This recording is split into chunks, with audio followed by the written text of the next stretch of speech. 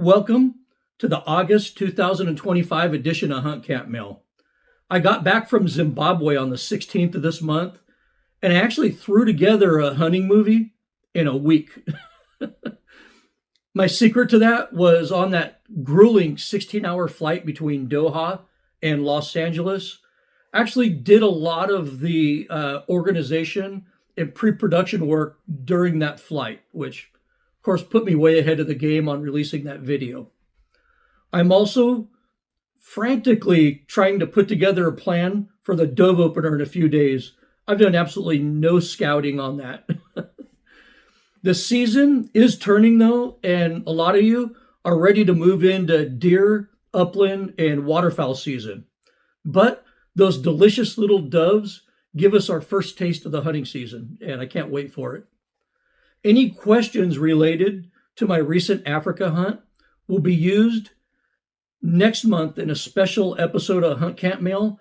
That's going to be an Africa Q&A episode. So Hunt Camp Mail is going to be a little bit shorter this month because I'm deferring all my hunt video questions over to next month's Hunt Camp Mail for a question and answer session.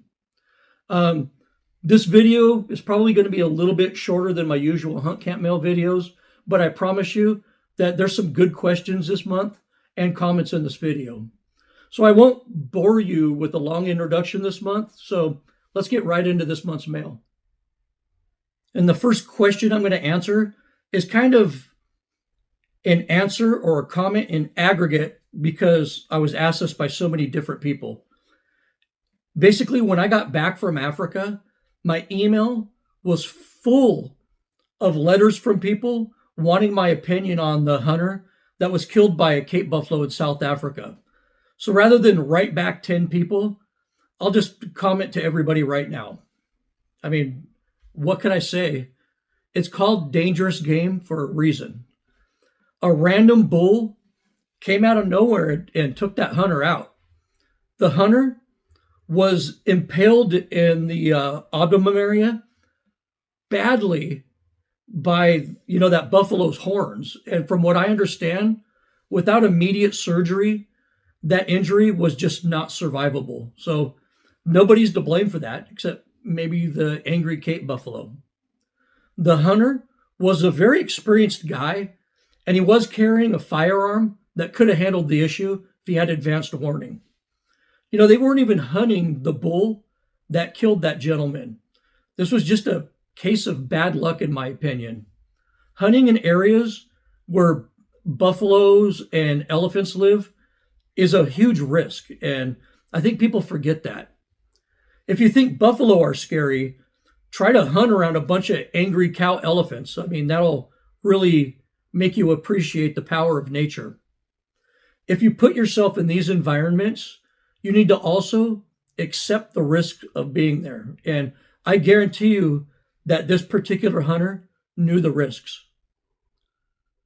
And now we have a letter from Thomas in Ventura, California. Thomas wrote, "Greetings, Desert Dog. I watched your Africa videos last month with great interest. Out of all of that material, your comments about people holding the barrel or a loaded rifle resting on their shoulder and muzzling everyone really made me think. I've heard people justify carrying a rifle like that because of thick cover or so they could shoot fast if they need to. You completely destroyed that reasoning, and when I watch Africa hunting shows now, I'm a little disappointed by all the dangerous gun handling.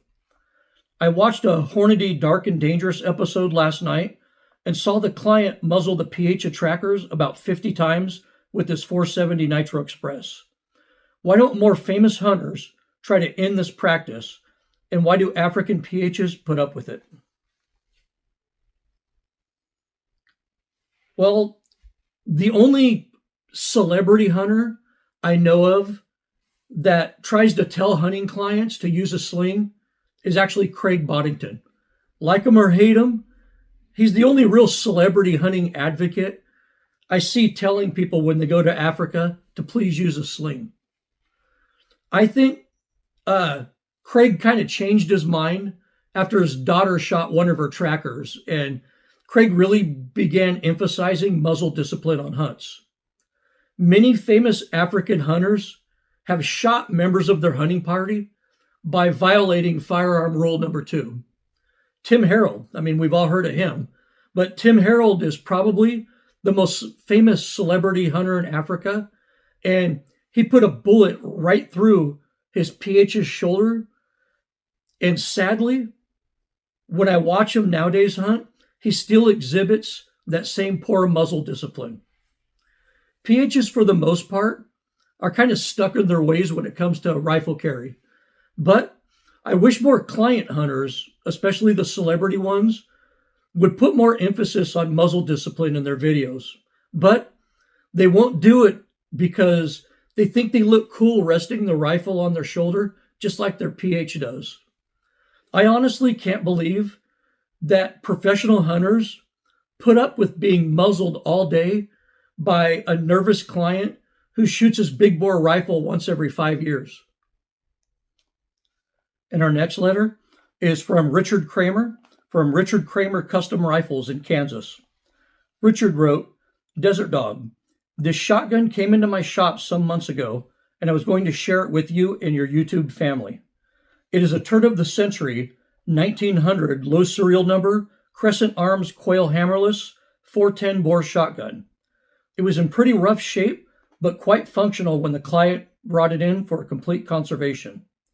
After going through the mechanism thoroughly and test firing it, I set about fitting it in an English walnut stock set, handmade and hand-checkered. The butt is checkered as well as the semi-pistol grip bottom. The steel is then engraved, blued with the original rust bluing method, assembled and test-fired again. At 30 yards with number 7.5 shot, it puts both barrels in the same spot with about 75% of the shot in a 30-inch test target. There's nothing wrong with these old guns if well cared for and even conserved.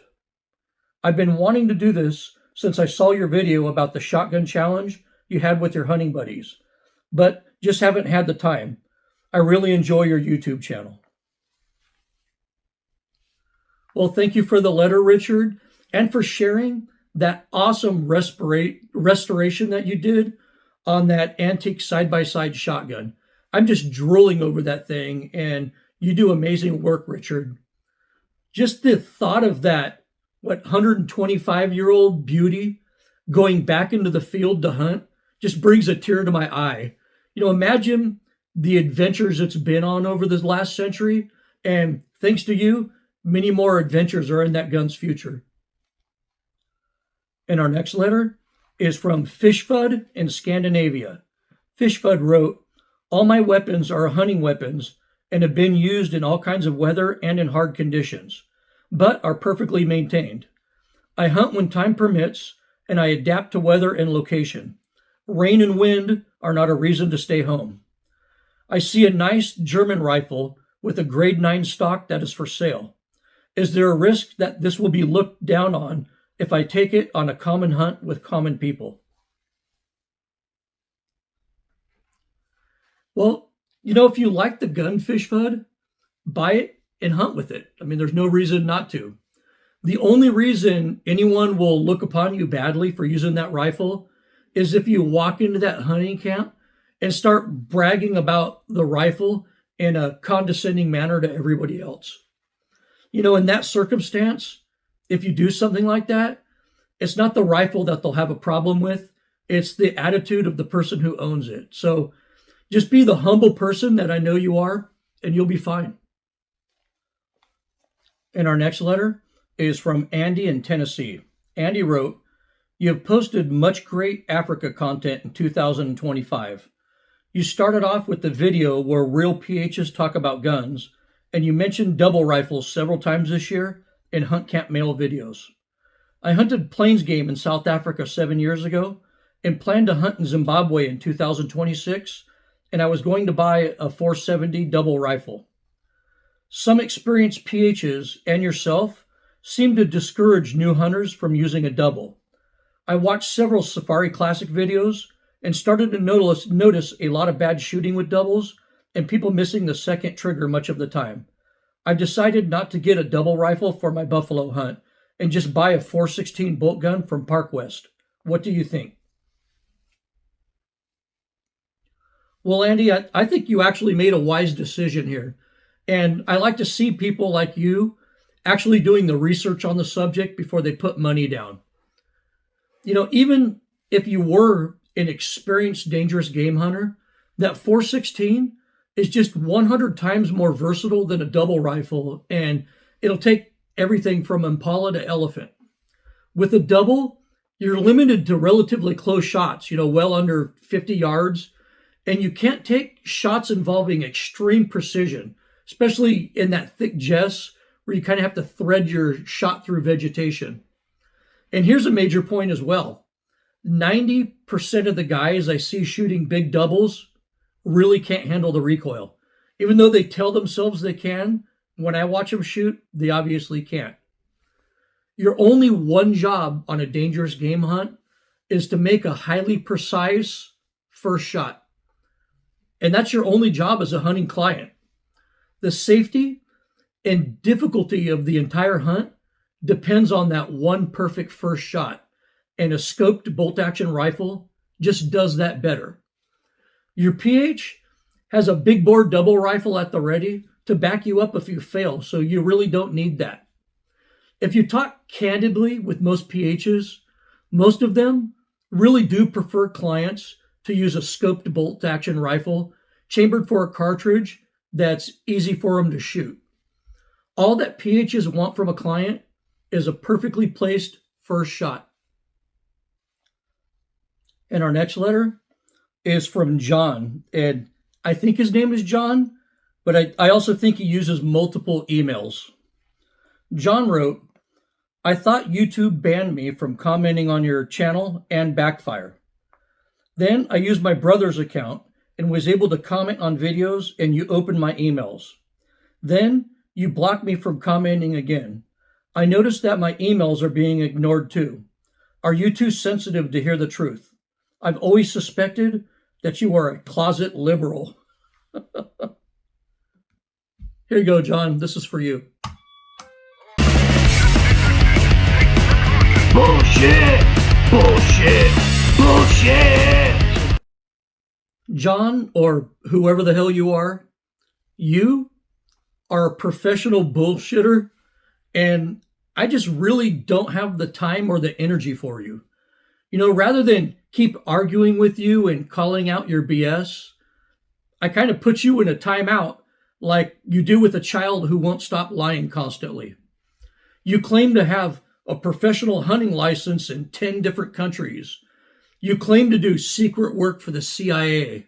You claim to have killed 80 brown bears and over 100 Cape buffalo in your career. You claim that no African PHs hunt in shorts, and you know all of them. You even claim to have trained with the Navy SEALs. But don't feel left out on this, John, because you're not the only professional bullshitter I put in timeout recently. You're actually one of several that I've put in timeout recently. Or perhaps it's just you using various aliases. But, you seem like the type that might do that. My main issue is that you put out really bad information on my channel and make my subscriber base look like they're crazy. And I just really don't like that, so I tend to clean up my channel and get rid of the serial bullshitters. Maybe I'm the first person to be honest to your face about your problem. I hope I'm not, but maybe I am. And, perhaps you'll get some help. And our next letter for the month is from Jose in Manteca, California. Jose wrote, I've been a Toyota Tacoma guy for over 20 years. I know they aren't as off-road capable as a full front axle Jeep, but the Tacoma was more reliable and gets better gas mileage. They were great trucks for hunting, so I spent a fortune for a 2021 Tacoma and my luck changed. My 2021 Tacoma blew the engine in the first year and had many other issues. In 2023, I traded it in and got a fully loaded 2024 Tacoma. On that truck, the engine started knocking after 6 months, and the transmission went out soon after that. I also had many electrical problems that were never solved. I hate to say this, because my family is from Mexico, but these Mexican-made Toyotas are pieces of shit. I lost my ass on the Tacoma by trading it in for a used Gladiator Rubicon, but I'm much happier with the decision. I researched Gladiator issues and did the ESS delete like you mentioned in your video. The interior is much more durable than the Toyota, and I love taking my doors off when we hunt in the Sierras. I'll look into the taser programmer that you mentioned. Thank you for the video. Well, thank you for the letter, Jose. And, I think I've mentioned it before on my channel, but Toyota quality has declined a lot in the last decade, especially lately. Jeep has some quality issues too, so you can't pretend that isn't a reality. And I think right now, especially, that all automobile companies are having quality issues these days. So it's best to just get the overall platform that you like and expect to deal with some issues. The Gladiator is modular, kind of like an AR-15 rifle, and can be configured in various different ways, any way you want. It's like the Lego of trucks. But like you said, the doors and the top come off, which could be awesome for hunting, especially if you're road hunting. The Rubicon will also run big tires without expensive lifts or new drive lines. And the Gladiator has way more room in the cab than the Tacoma does. And it also, of course, has a better transfer case in it. The Gladiator, though, does not get great fuel economy, but the engine in that does have a proven track record. And most of the bugs with that engine have been worked out over the years. And it's a pretty reliable platform nowadays. And also, the newer 8-speed transmission is also proving to be very reliable in that platform. But the diesel Gladiators did have problems, so I'd avoid the diesel Gladiators, especially on the used market. I've owned Tacomas and Wranglers, and I think the Gladiator is kind of the best of both worlds. The Gladiator Rubicon is probably the best fishing and hunting vehicle that I've ever owned. And our next letter is from Mike in the great nation of Finland. Mike wrote, I hunt with 308 Win and 338 Win Mag. I reloaded 308, but I plan to reload ammo for my 338. I have reloaded 308 over 10 years, but a belted Magnum is new to me. I have question on reloading basics. Is 338 Win Mag really a belted Magnum, or is the belt just for looks? My question may sound stupid, but finding information specifically on 338 Win Mags is quite hard. Well, thank you for the letter from Finland, Mike. And, some dangerous game belted Magnums do headspace off the belt because there's either no shoulder or there's kind of too little shoulder to use. Luckily, though, with the 338 Win Mag, it's not one of those cartridges, and you should always headspace off the datum line on the shoulder. After fire forming your 338 Win Mag brass, bump the shoulder back 2 to 3 thousandths, and you'll be happy reloading your 338 Win Mag. And our next letter is from Jake from Virginia. Jake wrote, is there any other action type besides bolt action you would recommend for hunting in Africa up to Cape Buffalo? I love falling blocks like the Ruger No. 1, Dakota Model 10, Browning Highwall, Martini, etc. As you know, the Ruger No. 1 in particular can be cost-effective in large, heavy-hitting cartridges. While single shot, what is your opinion of these Africa and/or dangerous game rifles? Well, Jake, the Ruger No. 1, chambered in a suitable dangerous game cartridge, is a proven killer in Africa. It's been working in Africa since its inception. As I alluded to earlier, a scope rifle has the advantage of hunting in Africa 90% of the time, and the Ruger No. 1 is very optics friendly. Personally, though, I like to be able to get that quick follow-up shot if I need to. If you watched me shoot my elephant in my video this month, I put that second hip shot in it within 2 seconds and dropped it on the spot. So I definitely like a bolt gun better. And our next letter is from Peter in Ohio. Peter wrote, I just watched your Fuds versus Mall Ninja video, and the end made me spit my Pepsi all over my computer screen. You are not only an expert at rifle craft and reloading, you are a comedy genius. Well, thank you for that. That video really highlighted how phony and ridiculous people are on internet forums. The 24-hour campfire reference was spot on. I'm glad you liked that video, Peter. And 24-hour campfire is probably the worst place on the internet to get any hunting or firearm related advice. I recommend staying off of forums, period, really, because like you said, most of the folks on forums are phony. But 24-hour campfire is definitely ground zero for the worst Fuds alive.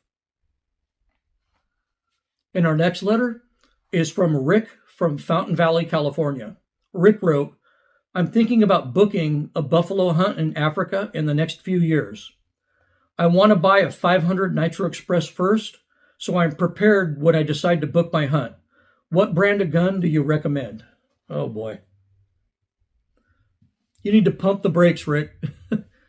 75% of the people who own doubles in the United States bought them for a hunting trip that they never took. Sorry, that's just a fact. Most of the guys on the Nitro Express forums on the internet have never even been to Africa.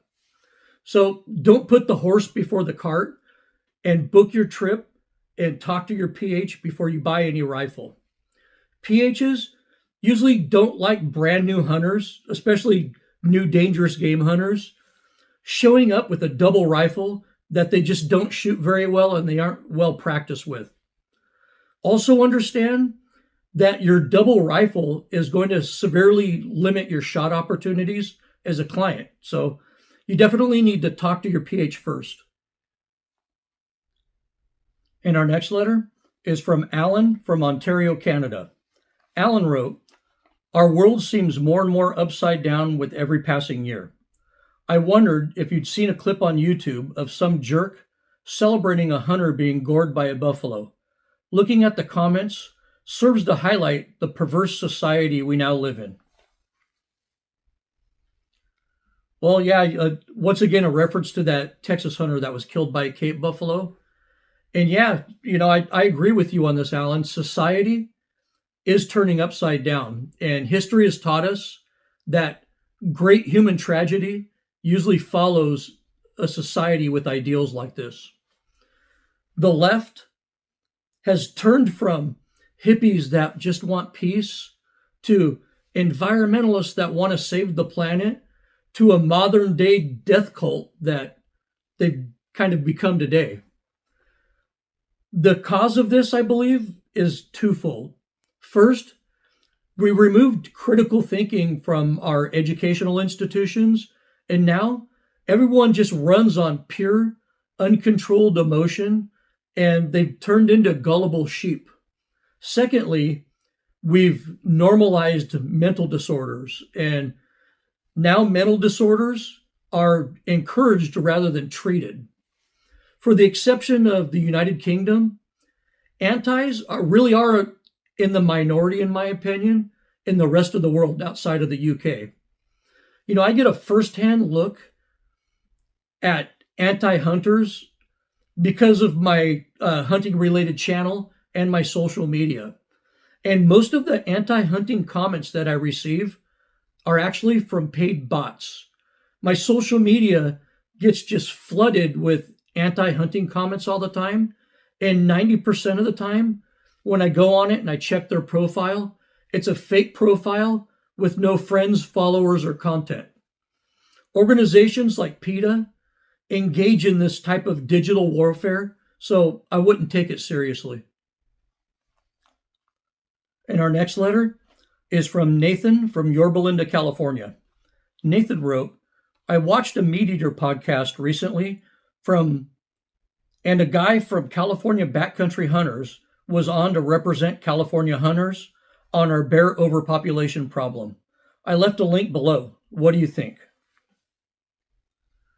Well, Nathan, I watched that link that you sent me, and to be honest with you, I found the guy representing California hunters to be a little bit on the cringy side. He seemed like a very nice guy, but I mean, first of all, he hasn't been hunting for very long, and he even admits that he really doesn't hunt that much.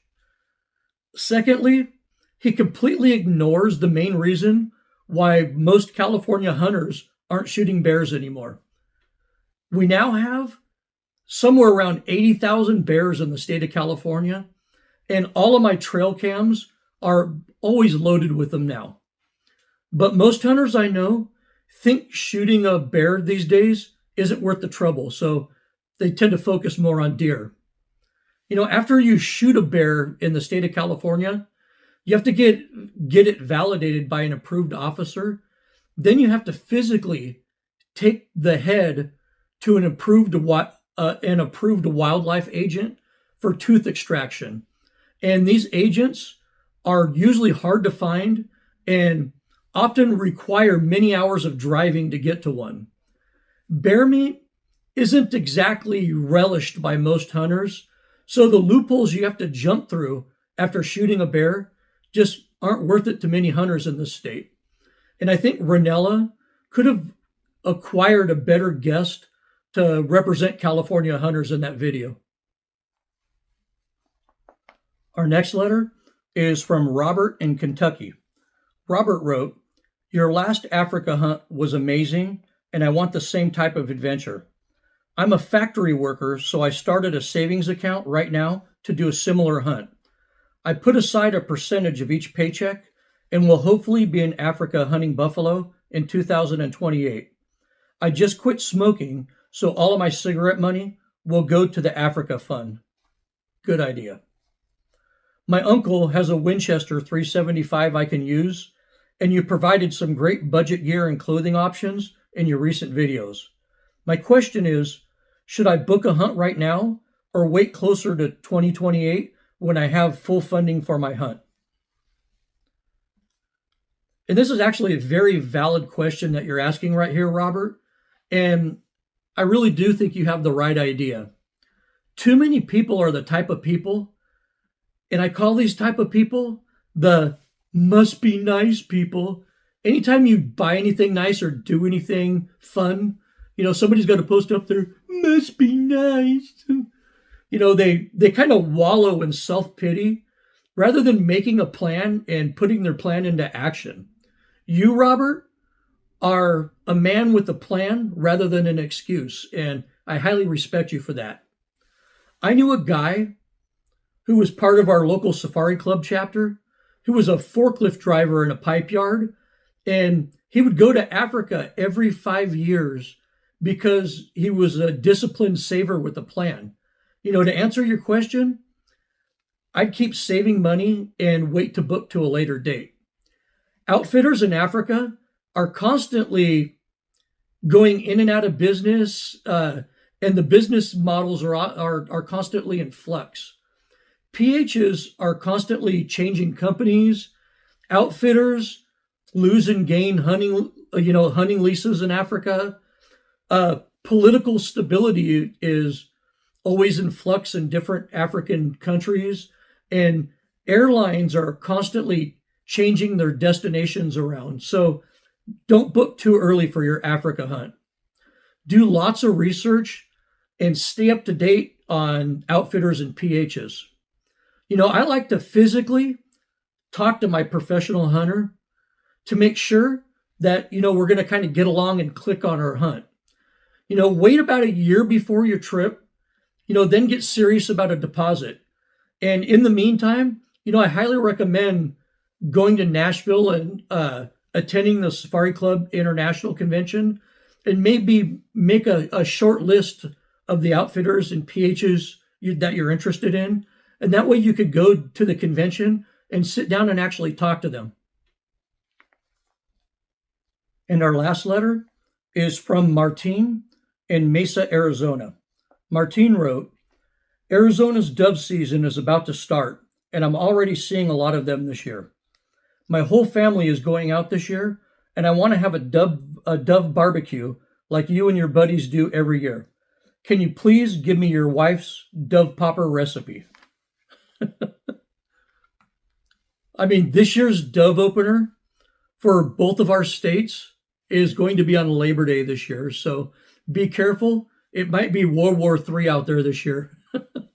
Dove poppers are an American tradition among hunters, and the feast is kind of like a celebration of family and the beginning of the hunting season, and I just love it. Dove poppers are simple to make, but Becca adds a little bit of detail to it that makes hers the best in my opinion. Start by getting fresh jalapenos, cut them in half, and core them out so they look like little boats. Then Becca mixes cream cheese with bacon jalapeno jam, and this is what makes her poppers really shine. Then fill the jalapeno halves with the mixture. Then get your dove breasts, carve the meat off, and add it to the popper. And lastly, wrap it with bacon. Don't use cheap thin bacon. Get the good stuff. And lastly, put it in the smoker and let it cook slowly. Well, now that I've seen that, I'm hungry. And that's it for this month's mail. Here's some memes for the month of August.